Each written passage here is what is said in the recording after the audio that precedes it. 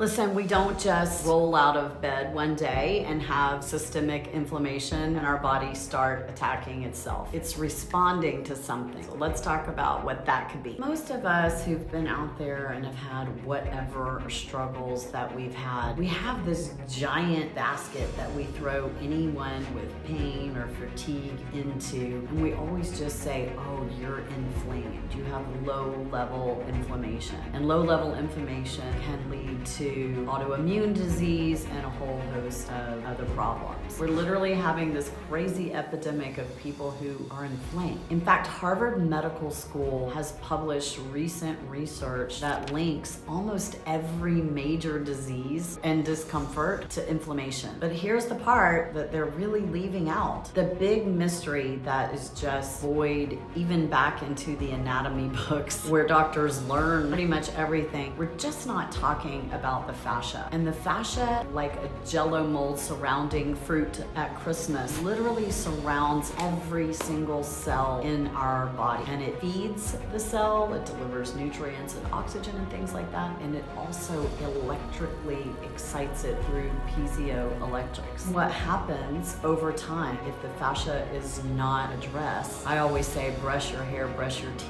brush your fascia. But if we leave fascia unaddressed, it can become chronically tight, it can become thicker, it can get little adhesions in it. It basically can be almost like a clogged drain. So really, if you think about it, if we have a clogged drain in our sink and we're trying to move fluids through the sink and it gets clogged in the drain, is it the water that's the problem or is it the drain? And that's what's really happening in the body. Whenever our tissues become dehydrated, then they stop circulating not only the blood, but the lymph system and also the fascial water do not move properly through the body. And so the fascia signals that inflammation. So we're all talking about inflammation, but what we should be talking about is the tissue that's triggering it. And that's the fascia. Until now, we really haven't even addressed the real problem. No one had really come up with a way to sort of unclog the drain other than just like a little shoulder here or a knee here or whatever that we're doing in therapy. But it's a new day and we know how to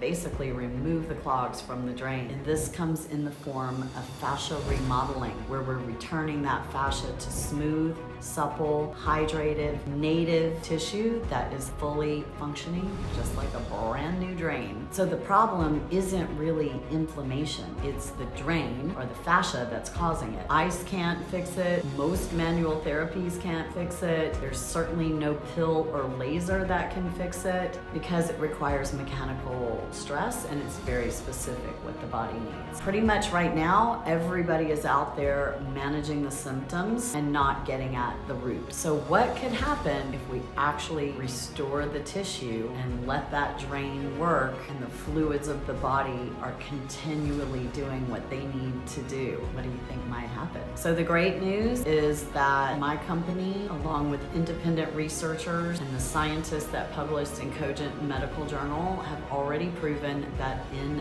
90 days of using load, stretch, and shear, which are the mechanical pressures of the Nexcia, that this tissue can go from this damaged state to completely healed. So to me, it's one of those things where if we can get at what is causing that inflammation, then we can not only reduce the inflammation during that 90 days, but we can actually get a real fix for the problem in just minutes a day using this one simple tool.